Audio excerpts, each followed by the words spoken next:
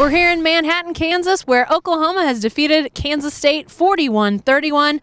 It's cold, but the Sooners were hot today.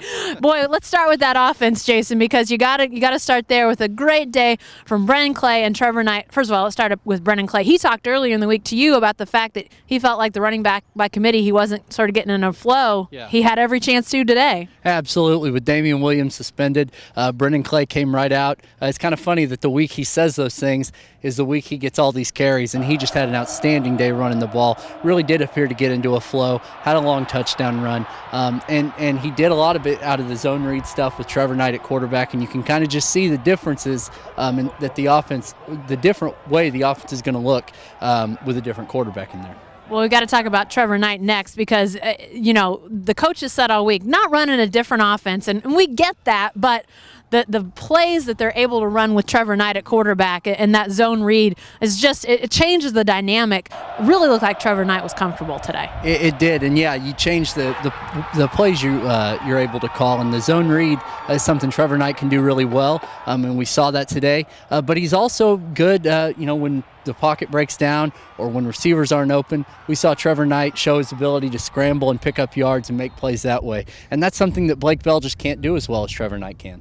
Well, we'd be remiss if we didn't give some props to the Oklahoma offensive line. They were outstanding today. And playing short, Adam Shedd was hurt, and then they lose Tyrus Thompson in the game. So really playing with some backup guys, and they did phenomenally. Let's talk defense for a second, Jason, because in the first half, it was the Tyler Lockett show. If you're an Oklahoma fan, you did not like the Tyler Lockett show. 200 and something yards in the first half receiving.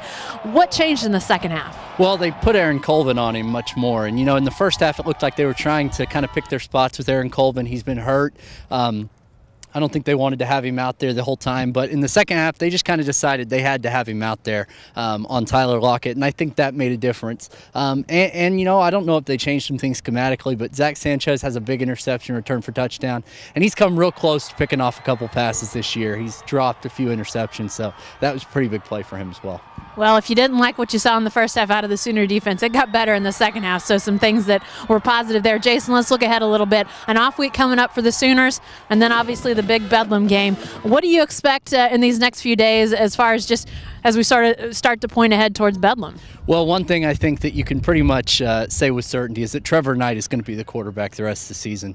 And I think moving forward into next season, Trevor Knight, with his performance today on the road, in the cold, he wasn't perfect. He threw the interception in the first quarter, but I think he really firmly took hold of the job as Oklahoma's quarterback. So that's the main thing. And I think it's going to be interesting to see if they can get some of these guys healthy on the offensive line. If they can get Aaron Colvin, fully back where they feel comfortable playing him more. Those are all going to be important things, and it's a good thing they had the off week.